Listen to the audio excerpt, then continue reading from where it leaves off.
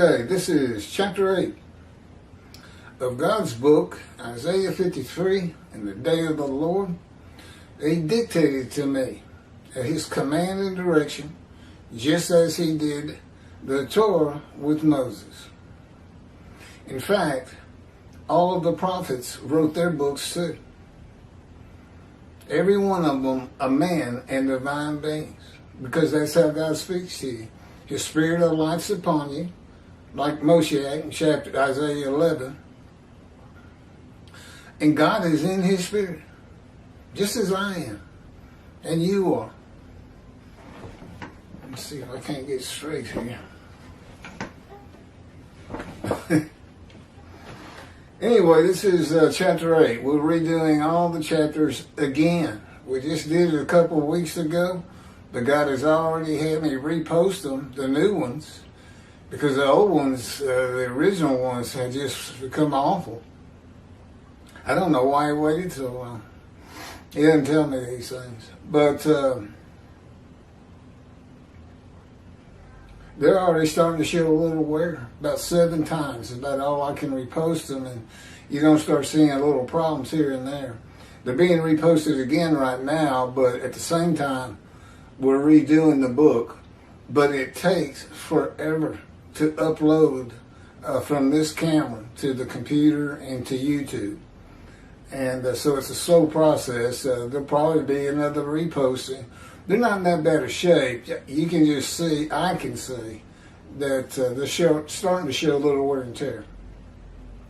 This is called the first host of the Lord's host. And of course, you need to read chapter 7 to find out what a host is, or view chapter 7. The first host of the Lord's host in creation was Adam, a man created very much like the angels in heaven.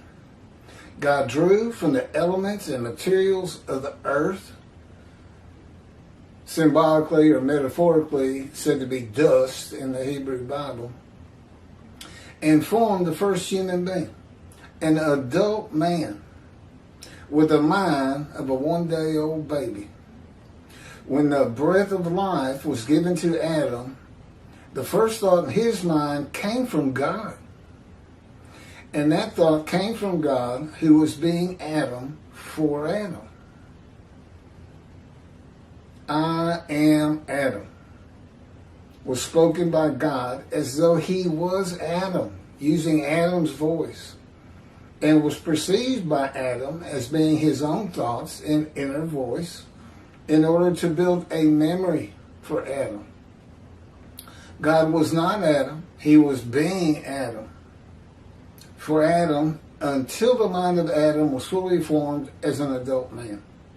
God based his being Adam on the mind, soul, and spirit of Adam, who Adam would be if Adam had been born a child and raised in Eden by the voice and power of God.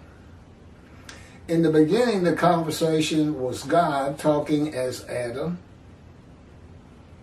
through his Holy Spirit and as himself to Adam. The spirit and soul and mind of Adam listening and learning and forming into a functional adult man. As a host, conversing with God for Adam was a natural part of his existence. And then God created the second human being and the second host, an adult woman with the mind of a one-day-old baby. Same process. When the breath of life was given to Eve, the first thought in her mind came from God. And that thought came from God, who was being Eve for Eve, a female voice.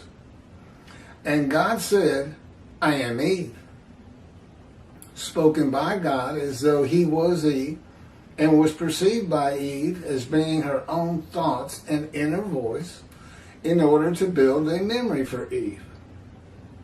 God was not Eve.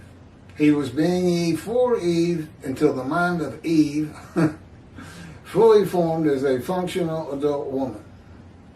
God based his being Eve on the mind, soul, and spirit of Eve, who Eve would be if Eve had been born a child and raised in Eden by the voice and power of God. In the beginning, the conversation was God talking as Eve through his Holy Spirit and as himself to Eve. The spirit, soul, and mind of Eve listening and learning and forming into a functional adult woman. As a host, conversing with God for Eve was a natural part of her existence. And that is true for me today. Actually, it was true for me the moment he spoke to me. He has that kind of power over your emotions and your thoughts and your mind. He can send information to your mind without speaking. I knew it was him the minute he spoke to me, an atheist of 50 years. No surprise whatsoever. It's all in the book, The Life of God's Righteous Servant.